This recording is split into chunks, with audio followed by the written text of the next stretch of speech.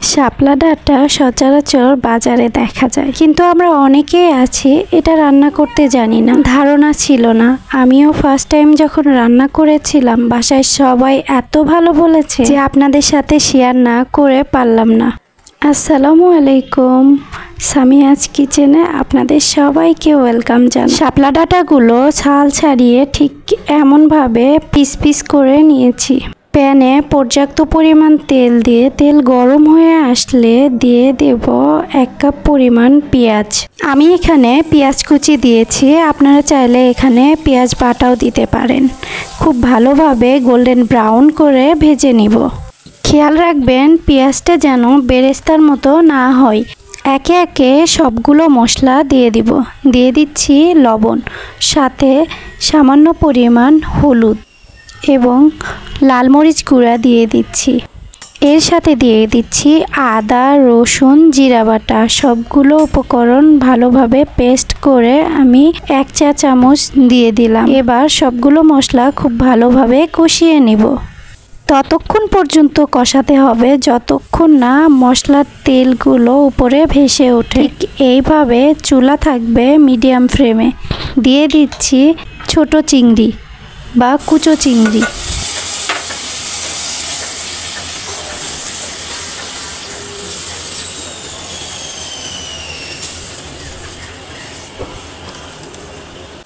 এ পর্যায়ে চিংড়িগুলোও খুব ভালোভাবে কষিয়ে নেওয়া হয়ে গেছে।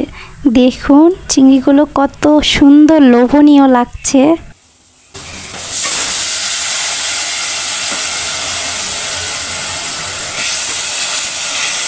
কষানো হয়ে আসলে পানি দিয়ে কিছুক্ষণ নাড়াচাড়া করে ঢাকনা দিয়ে ঢেকে দিব 5 মিনিটের জন্য। আর এরই মাঝে চিংড়িগুলো পানি শুকিয়ে তেল ভেসে উঠবে। এ পর্যায়ে চিংড়িগুলো একটি আলাদা পাত্রে ঢেলে নিব। যেহেতু শাপলা ডাঁটার আলাদা কোনো ফ্লেভার নেই, সেহেতু আমি চিংড়ি দিয়ে রান্না করছি। আপনারা চাইলে এখানে ইলিশ মাছ কিংবা যে কোনো ধরনের মাছের পেটি দিয়েও রান্না করতে পারেন। চিংড়ি মাছ দিয়ে রান্না করে এটার স্বাদ আমার মুখে এখনও লেগে আছে। সবার বাসায় কম বেশি চিংড়ি মাছ থাকে, তো চেষ্টা করবেন যদি চিংড়ি মাছ দিয়ে রান্না করেন, ছোট বড় যে কোনো চিংড়ি দিয়ে রান্না করলে এটা খেতে অনেক বেশি মজা হয়। আমি যে কড়াইয়ে চিংড়ি মাছ রান্না করেছিলাম সেই কড়াইয়ে পেঁয়াজ এবং কাঁচামরিচ দিয়ে দিচ্ছি। পেঁয়াজ এবং কাঁচামরিচ হালকা করে ভেজে নেব। ভেজে নেওয়া হয়ে গেলে দিয়ে দিচ্ছি ওই যে বেছে রাখা শাপলা ডাঁটাগুলো।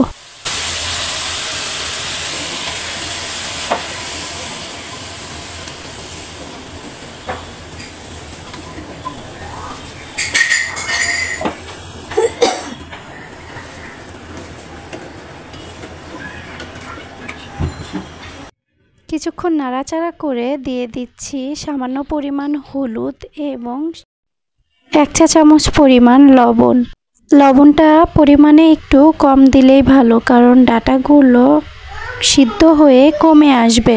এই ডাঁটাগুলো নাড়াচাড়া করতে করতে একসময় কালার চেঞ্জ হয়ে যাবে এবং খুব সফট হয়ে আসবে। এ পর্যায়ে খেয়াল করুন আমি কিন্তু হলুদ, লবণ, কাঁচামরিচ, পেঁয়াজ দিয়ে কষিয়ে নিচ্ছি। এখানে কোনো রকম আদা রসুন বাটা দেইনি বা বাড়তি কোনো মশলাও দিই, কারণ আমরা যখন চিংড়ি মাছটি রান্না করে নিয়েছি খুব ভালোভাবে মশলা দিয়ে কষিয়ে নিয়েছি। আর এটাতে যদি আমরা বেশি মশলা ইউজ করি এটা খেতে একেবারেই বাজে লাগবে। এই জন্য কম মশলা দিয়ে রান্না করলে খাবারটা বেশি মজা হয়। যদি আপনারা গ্রামের রান্নার স্বাদ পেতে চান ঠিক এইভাবে রান্না করবেন, আপনাদের কাছে ভালো লাগবে।